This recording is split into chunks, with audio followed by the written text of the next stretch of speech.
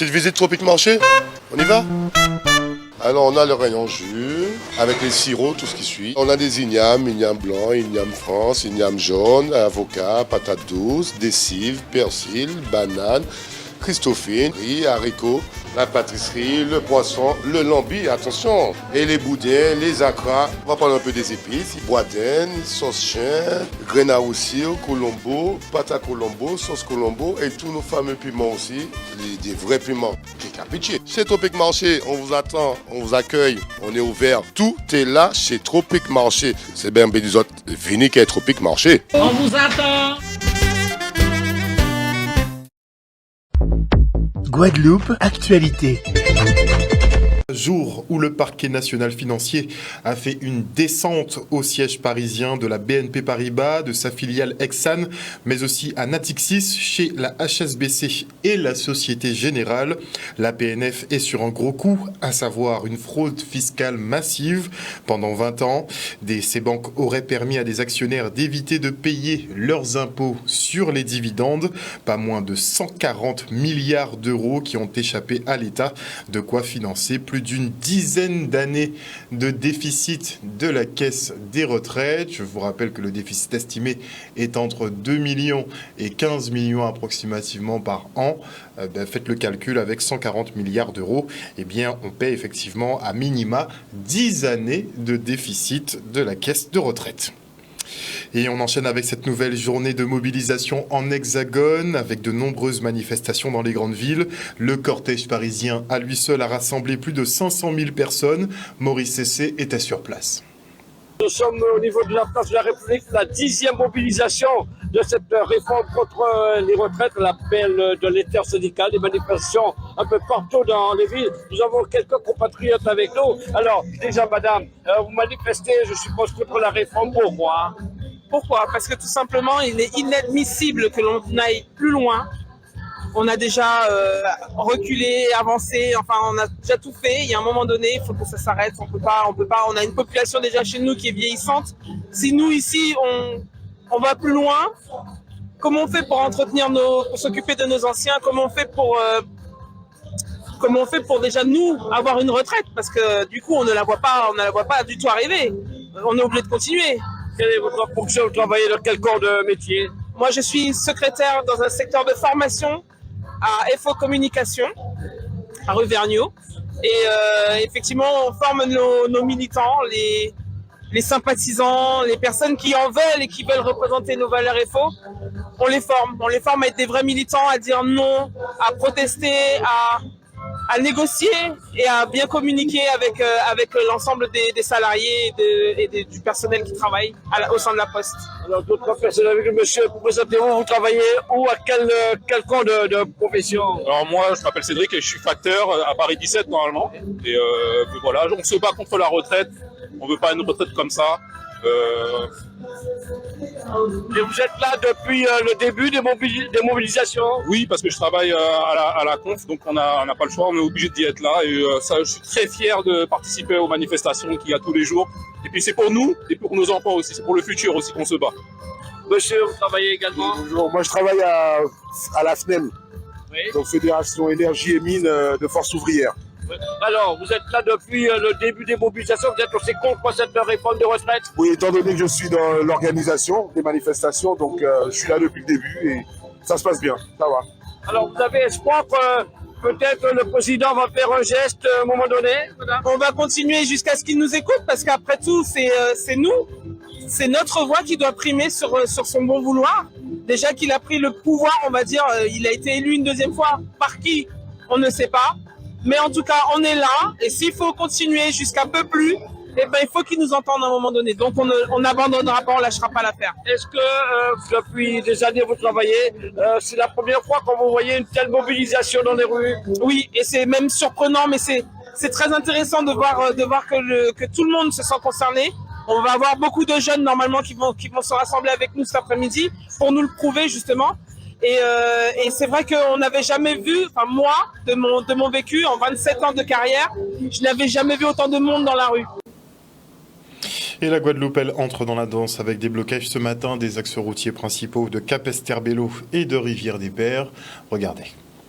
Rivière des Pères qui est en ce moment bloquée par des manifestants. Et vous voyez donc les forces de l'ordre ont effectué une intervention. Ça a commencé vers 4h. 4h, ils ont commencé à mettre les barricades. Et à 4h30, il y avait le feu. Des grosses flammes. Alors, voilà. qu'est-ce que vous pensez justement de ce mouvement social? D'un côté, c'est bien et d'un côté, c'est pas bien. Pourquoi? Parce que j'aime pas la violence. Mais il défend une cause. Parce que la retraite à 64 ans, moi je viens d'être à la retraite, on est fatigué. Même à 50 ans, ça dépend les métiers qu'on fait, on est épuisé. Donc mes enfants sont jeunes, ils ne sont pas déjà au travail, qu'on pousse les gens à travailler jusqu'à 64 ans. Donc il faut laisser la place aux jeunes. À pas y qu'une réforme des retraites qui est en jeu? Non, il n'y a pas que ça. Il y a ça, hein, mais ça fait déjà encore l'État à monter plus fort. Mais il faut nous attendre que. Parce que depuis, pour l'état Covid là, avec les soignants, tout ça, regardez, ça est fait en mois de novembre, il y a déjà 2 ans. Et il faut nous attendre encore, Tant que le problème n'a pas réglé. Non, mais tout ce qui se fait est volontaire. Pas n'y a rien qui a fait qui n'est pas volontaire. C'est calculé. Pourquoi nous en chemin là? Il y a qui a fait en sorte que nous descendons. Et donc qui descendent, quand on dit, ben voilà, il y a voilà. Mais là, ça c'est différent. Parce que la France en bordel. Il n'y a pas pensé, hein, si la France, si l'Europe pas mettons main dans ça, nous quand il finit en bordel. C'est le but en pays, Guadeloupéen, changer les anciens, virer à la terre, planter le jardin pour ça, quand on va pas petit à l'autre manger des mains. Parce qu'il n'y a rien pas belle. Aujourd'hui, on paye les conséquences jusqu'au bout. Hein, il est là pour 4 ans, eh bien, on va payer jusqu'au bout. Mais c'est dommage parce que les jeunes ne sont pas au boulot et ça me fait de la peine pour les jeunes, pour la jeunesse, notre jeunesse en Guadeloupe et en métropole. Parce que mes enfants sont en métropole et moi je viens de rentrer au pays. Et on rappelle que cette réforme des retraites est jugée nécessaire par le gouvernement pour en grande partie rembourser ce qui a été dépensé pendant la gestion de crise Covid, à savoir ces 400 milliards d'euros qui sont littéralement partis en fumée.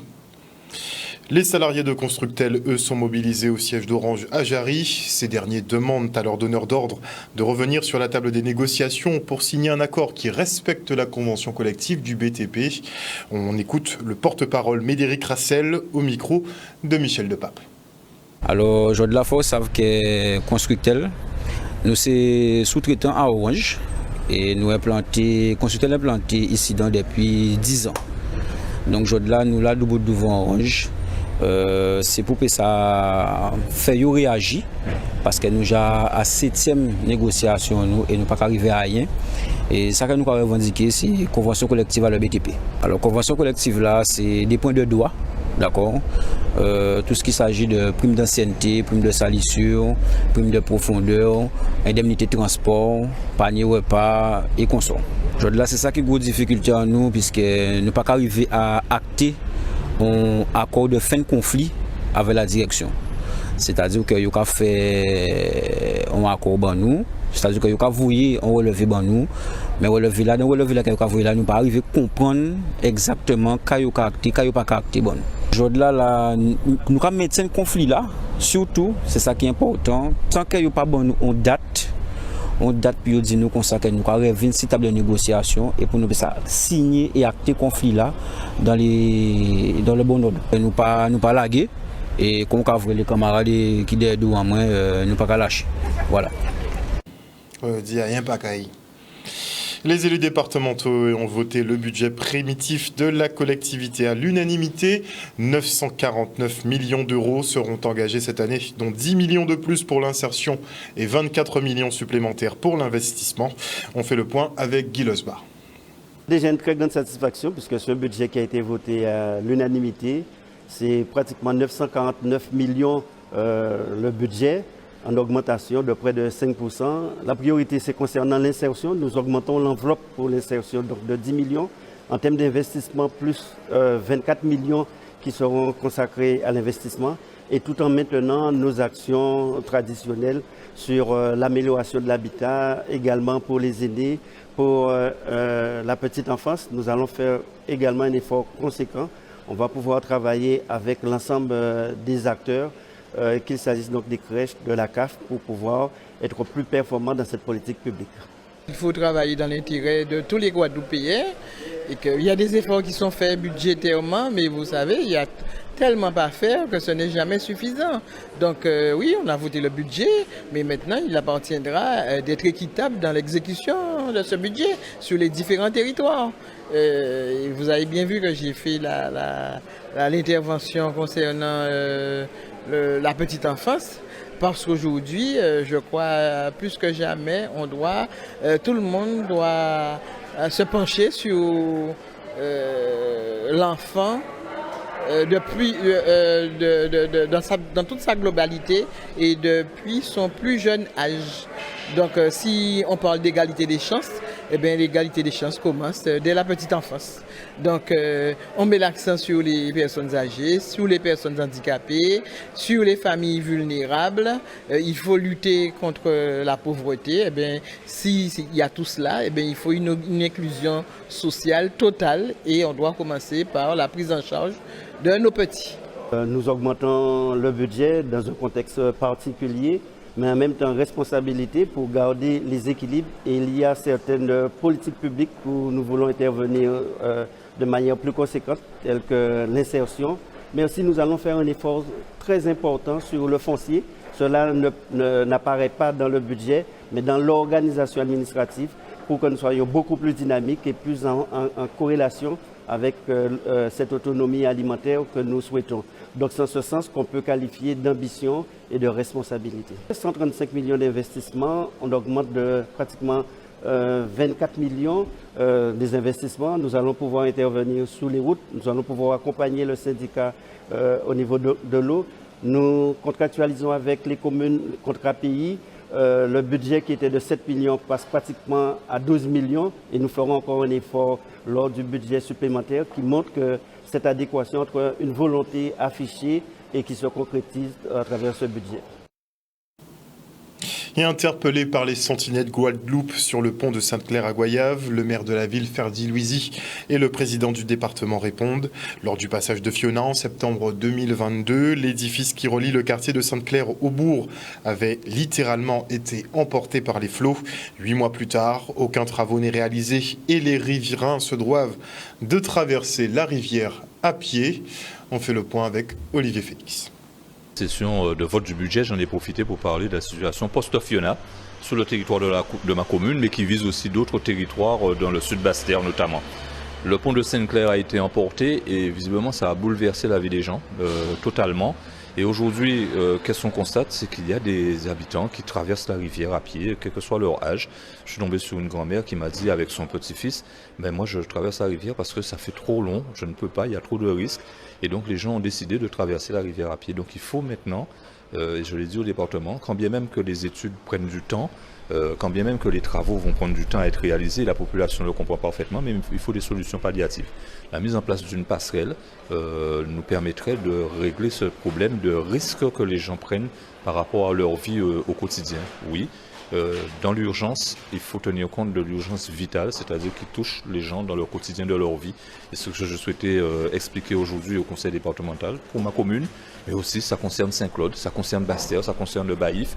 Et après des événements aussi intenses comme une tempête ou un cyclone avec toutes les conséquences, on a peut-être fini de nettoyer, on a ramassé les encombrants, on a rééquipé les ménages, mais il faut penser aussi qu'il faut des infrastructures pour permettre à ce que la vie continue comme avant. Très tôt, nous avons fait l'évaluation et d'ailleurs, je me rappelle que l'État s'était engagé à 80% pour accompagner donc, les communes. Et donc, nous avons inscrit dans le cadre donc, du budget pour la réfection totale donc, du pont. Mais un pont ne se fait pas en quelques semaines ni en quelques mois. Il est nécessaire que tout un ensemble donc, de travaux, d'études soient réalisés, ce qui est le cas et qui va donner lieu ensuite à la construction de ce pont. Maintenant, c'est de voir quel type de palliatif qu'il pourrait y avoir, puisque pour la section donc, de Goyave, où se trouve ce problème pour le pont, il semblerait qu'il y ait une mise en sécurité à faire. sommes en avril, d'ici ce week-end. On est à quelques mois de la reprise de la saison cyclonique. L'an dernier, c'était septembre, mais qu'est-ce qui nous dit que ce ne sera pas juin? Et donc, tous ces stigmates, toutes ces insuffisances, il faut les pallier pour mettre en sécurité la population. Le plus urgent, c'est que les gens soient en sécurité, mais une sécurité immédiate. La sécurité, elle ne doit pas attendre 6 mois, 1 an, 10 ans. Elle doit être immédiate. La saison cyclonique, elle va redémarrer d'ici le mois de juin. Et on ne sait pas encore avec ce changement climatique, est-ce qu'on n'aura pas un autre Fiona ou quelque chose de plus intense, encore plus dangereux, et la population ne doit pas être exposée. Faisons déjà cela, protégeons la vie des populations et ensuite on va continuer sur la mise en place de biens qui viendront améliorer le quotidien, mais l'urgence la plus absolue et qui me semble vitale, c'est que la santé des gens soient protégés, les gens soient protégés physiquement, l'intégrité physique des administrés de Goyave soit garantie par rapport à des équipements qui ne coûtent pas très cher, qui peuvent même représenter le coût d'une étude, mais qui sont nécessaires pour permettre aux gens de ne pas prendre de risques dans leur vie au quotidien. Et notez que le leader des Sentinelles Guadeloupe, Éric Coriolan, a été convoqué par la police suite à une plainte de la communauté LGBT pour un post effectué sur les réseaux sociaux. Et on se rend maintenant à la baie de Blachon à Lamentin pour la journée mondiale de l'eau, une denrée rare pour laquelle les États bientôt devraient se livrer à des guerres. En attendant, certains misent sur la prise de conscience de la population qui pourrait cesser dans un premier temps le gaspillage. Regardez. Aujourd'hui, nous sommes à la baie de Blachon. Nous sommes sur un événement que l'Office de l'eau organise pour valoriser la journée mondiale de l'eau qui a lieu normalement le 22 mars. Et cette journée mondiale de l'eau est le temps de valoriser toutes les pratiques autour de l'eau douce. Ici, le thème de cette année, c'est accélérer le changement pour résoudre la crise de l'eau potable et de l'assainissement. Et il s'agit pour nous de montrer à l'ensemble des enfants qui participent à cet événement comment on peut faire évoluer nos pratiques vis-à-vis de l'eau pour préserver cette ressource qui est indispensable. Nous avons pensé à mutualiser 2 activités, donc un conduit par l'UNSS et l'autre conduit par l'UCEP. Donc l'UNSS est lié aujourd'hui à la journée de l'eau. Et l'UCEP est sur un projet de 2024 par rapport aux Jeux Olympiques de 2024. Donc aujourd'hui, dans le cadre de la découverte du patrimoine culturel de la biodiversité, ces enfants-là sont là pour découvrir les sentiers de la Canne autour du Lamentin, mais aussi ce que propose la base nautique, l'Aviron, avec découverte de la mangrove et tout ce qui s'y associe sur découverte du patrimoine, les palétuviers, etc. en tout cas, et pour qu'ils puissent vraiment comprendre les écosystèmes de notre région. Sur cette manifestation, nous avons 16 ateliers, donc qui sont tous basés autour de la valorisation de la baie, de la valorisation des pratiques, des bonnes pratiques, on va dire, avec le milieu aquatique. Et nous avons plusieurs partenaires, soit institutionnels, soit associatifs. On peut prendre l'exemple du parc national qui va parler de la faune et de la flore. On peut prendre l'exemple également de l'association Dia Mangrovla qui va parler entre autres des boîtes à crabes, ou alors de la confection d'articles de vannerie à partir d'espèces exotiques envahissantes. Tout un ensemble de partenaires qui sont là dans un même objectif, sensibiliser les enfants aux bonnes pratiques environnementales. Et on se rend à la maison Saint-Vincent qui organisait une journée de lutte contre la précarité alimentaire, qui, si les choses continuent comme ça, devrait pas mal se généraliser. Regardez. Je dirais même essentiel de pouvoir initier ce type d'action, puisque nous sommes à la 2e édition. Nous luttons contre la précarité, aider les familles à s'en sortir, aider les familles à gérer leur budget, aider les familles à gérer également le budget pour bien se nourrir, tout en gardant une situation financière pas trop stable. Mais c'est primordial, c'est essentiel que ces actions soient menées, d'ailleurs sur tout le département. Saint-Vincent-de-Paul est un partenaire indispensable, incontournable dans le monde associatif et le monde pour l'aide aux personnes en difficulté. Nous accompagnons Saint-Vincent-de-Paul dans son fonctionnement, et la Banque alimentaire, régulièrement, nous faisons un certain nombre d'actions s'agissant de notre spécialité, c'est-à-dire tout ce qui est alimentation, tout ce qui tourne autour de l'alimentation, on travaille en osmose avec Saint-Vincent-de-Paul pour bien faire et faire en sorte d'améliorer la vie de nos concitoyens, des gens qui sont en difficulté. Ce type d'action s'adresse aux familles que nous accompagnons au sein de l'association et aussi le centre culturel qui est notre partenaire aussi sur cette action-là à des familles qui sont en difficulté. Et nous avons associé les familles du centre culturel et aux familles de l'association Saint-Vincent qui sont accompagnées par notre service social, qui se trouvent en ALT ou alors en IML. Et ces familles, c'est pour mieux les accompagner pour l'insertion et pour aussi protéger leurs familles, savoir comment les nourrir, comment gérer leur budget, comment gérer leur famille. Le message fort, c'est que l'être humain, quelle que soit sa condition, a besoin d'une alimentation saine, a besoin d'une alimentation suivie. Et que, quel que soit le budget, on a la possibilité, en respectant un certain nombre de règles, en connaissant un certain nombre de choses, on a la possibilité de bien se nourrir, donc de rester en bonne santé. Et de retour sur le plateau, je reçois maintenant M. Cancel, adjoint au maire, délégué à la culture de la ville de Sainte-Anne. Il est en compagnie de Madame Grandisson, élue au développement durable, toujours dans la commune de Sainte-Anne. Bonsoir à vous. Bonsoir. Bonsoir à tout le monde. Alors on commence par les bonnes nouvelles ou les mauvaises nouvelles? Toutes les nouvelles sont bonnes. On commence. Il me semble qu'il n'y a que de bonnes nouvelles. Il y a une nouvelle qui risque de ne pas faire trop plaisir, Madame Grandisson, c'est que effectivement la période de Pâques arrive, donc beaucoup de Guadeloupéens se préparent déjà à camper, ce qui ne sera pas possible à Sainte-Anne. Pourquoi? Alors, la municipalité le maire a pris un arrêté interdisant le camping à Sainte-Anne. Ainsi que les barbecues. Ainsi que le barbecue et les feux. Parce qu'en fait, on sait que dans cette période, on a énormément de gens qui fréquentent les plages de Sainte-Anne. Et donc, il y a une forte pression sur le milieu. Donc, aujourd'hui, face au changement climatique, avec tous les phénomènes d'érosion que ça peut entraîner, nous sommes déjà contraints à restaurer le long du littoral. Donc vous êtes plus dans une phase de restauration? Nous sommes déjà dans une phase de restauration, de reboisement. Alors on essaie de reboiser tout le long du littoral. Donc en fait, nous faisons appel justement à la conscience collective, de façon à ce que chacun puisse bien comprendre qu'aujourd'hui, il s'agit de préserver les ressources pour les générations futures. Donc une fois effectivement que le littoral aura récupéré un peu de santé, on va dire, entre guillemets, le camping pourra reprendre normalement. Mais en attendant toute une phase, reboisement, on s'occupe du littoral de façon à ce qu'il se régénère. En fait, il faudrait attendre quand même quelques années parce que le changement climatique aujourd'hui, on le voit, c'est chez nous comme ailleurs. Le changement climatique a des impacts forts sur l'ensemble des littoraux du monde, quoi. C'est-à-dire aujourd'hui, certaines villes sont obligées de déplacer des bâtiments parce qu'aujourd'hui, le niveau de la mer monte. Et d'ailleurs, même chez nous à Sainte-Anne, on le voit. Même chez nous à Sainte-Anne, on le voit.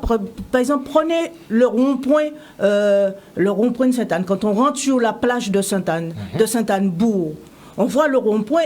Autrefois, on était à quelques kilomètres de la mer. Et aujourd'hui, on voit que la mer reprend ses droits, reprend sa place au fur et à mesure. On rappelle ça le recul du trait de côte. Quand on regarde ça sur des photographies, on voit bien que chaque fois que la mer, le trait de côte, on a un recul du trait de côte. Donc, par rapport à cela, nous devons faire attention. Et nous appelons quand même l'ensemble des populations sainte-annaises, mais l'ensemble des populations de la Guadeloupe dans son ensemble, justement, à comprendre ce phénomène et justement à nous aider à préserver, en fait, ce littoral, de façon à ce que demain, nos enfants puissent connaître une plage. Voilà, c'est important. Ne serait-ce que ça. Alors, à défaut de camping. Vous organisez donc des journées de découverte de ce littoral. Oui. Alors, je dis bien à défaut de camping, mais il est entendu que la municipalité n'interdit pas à l'ensemble de la population d'aller se baigner. Nous savons bien que c'est un jour et que c'est la tradition.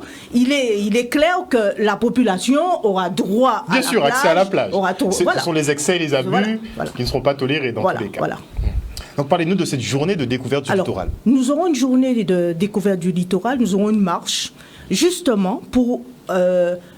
où l'ensemble du public, nous invitons l'ensemble de la population, c'est gratuit, et l'ensemble de la population pourront justement voir de quoi nous parlons, comment nous avons choisi des espèces qui sont inféodées à cet espace et comment nous avons replanté, reboisé le long du littoral. On pourra aussi leur montrer les différents phénomènes d'érosion qui se posent. Donc ils pourront véritablement voir et véritablement justement... Vous pensez que le constat de pouvoir voir de ses yeux pourrait bouger les choses plus rapidement? Oui, c'est important. C'est important parce qu'il faut que la population prenne conscience que une plage érodée, c'est une plage fragile. Et vous savez que nous avons ce phénomène de dynamique du littoral et tout ça, mais nous avons aussi des problèmes de submersion. Donc face à un problème de submersion, on fragilise notre littoral. On fragilise notre littoral. Et donc en fait, c'est aussi une façon de protéger ces populations. Et je crois que nous serons le 1er avril avec l'ONF qui travaille avec nous, qui est un partenaire. Et je pense qu'il pourra encore et encore expliquer ces phénomènes. Qui prennent du temps, ils ne sont pas visibles tout de suite, et c'est peut-être ça le problème, c'est que les modifications ne sont pas visibles tout de suite, c'est des choses qui se passent, qui s'étalent sur des années, et on a tendance effectivement à s'habituer, puisque comme vous le soulignez, c'est maintenant que vous le dites que je me rends compte effectivement que le niveau de la plage au bourg de Sainte-Anne n'est plus du tout le même en réalité. Il y a vraiment eu un gros recul, et ça effectivement, il faut qu'on prennent le temps de voir ces modifications. Ça prend du temps, mais je voudrais dire aussi que ça s'accélère aussi par la pression des hommes. Donc nous voyons, même sur le littoral, c'est tout le temps que nous faisons appel à la police parce que des gens continuent à déboiser, alors qu'il s'agit encore de leur sécurité. Donc je crois que la marche que nous allons faire, c'est une marche bien évidemment pour se détendre aussi. Se détendre, mais c'est aussi pour éduquer la population, pour bien comprendre le phénomène.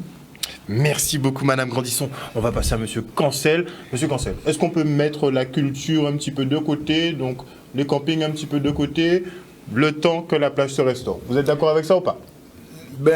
La culture, c'est tout. La culture, c'est la vie. La culture, c'est tout ce qu'a dit Madame Grandisson, ma collègue. Et la culture est tellement importante que notre collectivité, précisément, a décidé de la mettre au cœur même du projet territorial. C'est-à-dire que nous considérons, nous, au niveau de la municipalité, nous considérons cette culture, la culture, comme véritablement un levier de développement économique. Et c'est surtout, ça il faut insister là-dessus, c'est un marqueur identitaire. C'est à partir de l'expression culturelle que nous allons pouvoir former le peuple, bâtir carrément ce peuple guadeloupéen, puisqu'il s'agit bien évidemment de valoriser, de défendre tous nos patrimoines. La culture, c'est aussi une occasion de favoriser tout ce qui est cohésion sociale. La marche organisée par la municipalité autour de la problématique de la sauvegarde de l'environnement, bien, c'est une dynamique qui crée ces rapports intergénérationnels, interethniques également. Donc cette culture, c'est précisément permettre à l'ensemble de la population de se reconnaître, le vivre et le faire ensemble. Ça nous paraît extrêmement important, puisque, quand on regarde le développement d'une véritable politique culturelle, on se rend compte que par transversalité, la culture impacte tous les domaines, qu'il s'agisse de l'agriculture, du développement économique, du tourisme, de l'éducation bien évidemment. La culture, c'est vraiment le potomitan. Et une politique culturelle bien menée ce que nous essayons de faire à Sainte-Anne, devrait pouvoir participer à l'épanouissement de toute la population, permettre en tout cas à toutes les composantes de cette population de trouver matière à vivre bien, à vivre épanoui, et précisément à s'investir dans l'expression culturelle, dans la consommation de l'art, pour s'insérer dans le monde, parce que la culture, c'est certainement pas cette vision un peu populiste qui consiste simplement à incarcérer la culture dans des pratiques de nos ancêtres. Il y a ça aussi, mais il y a cette ouverture au monde. La culture est universelle et nous tenons absolument à offrir aux Saint-Anais et aux Guadeloupéens en tout cas une expression culturelle dans toute sa diversité. Tous les arts doivent être représentés et les petits Saint-Anais doivent pouvoir goûter, toucher en termes d'éveil à la musique, à l'art dramatique, aux arts graphiques, aux arts vivants, enfin tout ce qui est art. Et pour nous, ça nous intéresse et on ne s'enferme pas précisément dans le folklore, dans les pratiques folkloriques. C'est vrai, il faut le faire. C'est vrai qu'il faut défendre le gros cas, par exemple. C'est vrai qu'il faut défendre la langue créole. C'est vrai qu'il faut défendre tout ce qu'on appelle toutes nos réalités passées, le patrimoine matériel et immatériel. Mais ce faisant, il faut toujours penser à... C'est comme un arbre, je le dis souvent. L'arbre implante d'abord ses racines. Et les racines bien plantées, les branches s'ouvrent pour aller vers l'univers. C'est comme ça que je vois un peu un développement culturel. Donc on est bien enraciné, effectivement, avec nos messes et l'habitude, mais il ne faut pas se fermer, effectivement, voir notre culture évoluer. Absolument. Et vous voulez rendre d'ailleurs l'art visible sur vos territoires en lançant le boulevard. Qu'est-ce que c'est ? Alors le boulevard, c'est une invention... le boulevard, on enlève le R en D, on met le R en T. Alors, vous savez, à fond, ceux qui connaissent Sainte-Anne se rendent bien compte que le boulevard Égis Bibiné, le boulevard, l'entrée, c'est la vitrine de Sainte-Anne. Et la culture également a pour but de renforcer l'attractivité d'une ville. Sainte-Anne, heureusement, regorge d'atouts naturels. Madame Grandisson, ma collègue, parlait évidemment de toute cette campagne, cette biodiversité, cette plage de Sainte-Anne. Mais il faut rendre tous ces atouts, il faut les mettre à la disposition d'un développement. Et nous nous sommes dit, mais ce boulevard maritime qui est un joyau pour tout le monde, on devrait pouvoir le mettre en valeur. Eh bien, comment c'est permettre aux gens d'y déambuler en y trouvant matière à s'instruire, à manger, à regarder, à acheter. Alors, c'est vrai qu'il y a, tous les soirs, quand on passe, on voit bien qu'il y a des marchands. Il y a des marchands de bauxite. C'est excellent. C'est un mets, c'est un plat typiquement guadeloupéen. Il est normal qu'on vende les bauxites. Et à partir de cela, il faut ouvrir également. Et nous avons donc imaginé que ce boulevard pourrait être l'espace d'une nuit de 3-4 heures, de 19h à 23h, pourrait être un lieu où on permettrait aux artistes guadeloupéens d'exposer leur savoir-faire.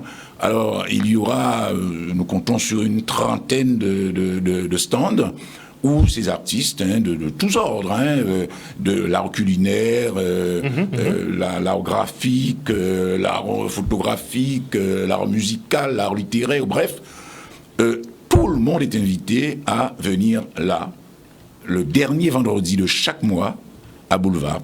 Et les gens... Le dernier vendredi de chaque mois, ce sera pérennisé dans tous les cas. Ce sera pérennisé la première édition, donc c'est vendredi, le 31 mars 2023. Donc nous invitons d'ores et déjà la Guadeloupe à venir non seulement découvrir l'art, découvrir ses artistes, mais également passer un moment extraordinaire sur ce boulevard de Sainte-Anne, parce que Sainte-Anne, c'est une ville accueillante. D'ailleurs, les commerçants du coin, les restaurants vont pleinement en profiter, puisque la masse qui sera là, eh bien, sera forcément, il faudra consommer. Et puis, ce qu'il faudrait ajouter, c'est que nous avons pris toutes toutes les mesures en termes de sécurité. Les choses sont faites vraiment dans Donc le boulevard sera piéton. Oui, dans les règles de l'art. Alors, tout le boulevard sera piéton, là, en direction depuis le rond-point du Nègre Marron jusqu'au débarcadère dans le sens Sainte-Anne-Saint-François. D'accord. Ce sera piéton. D'accord. Et l'autre versant sera réservé ce qu'on appelle l'axe rouge, c'est-à-dire en cas d'intervention des secouristes.